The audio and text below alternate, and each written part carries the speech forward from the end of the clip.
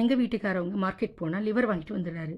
பசங்களுக்கு செஞ்சு கொடு, உடம்புக்கு நல்லது, ஹீமோகுளோபின் அனிமிக்குலாம் நல்லதுன்னு சொல்லிடுறாரு.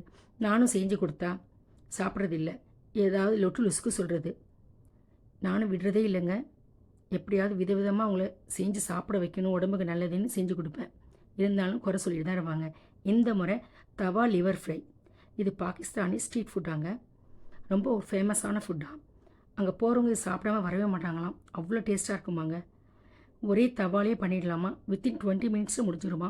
மசாலாஸும் ரொம்ப கம்மின்னு சொன்னாங்க. சரி செஞ்சு பார்க்கலாமேன்னு செஞ்சு பார்த்தாங்க. உண்மையிலே அப்படி தான் இருந்தது. செஞ்சு டேபிளில் வச்சா வந்து சாப்பிட்டுட்டு ஒன்று கூட மிஞ்சலைங்க.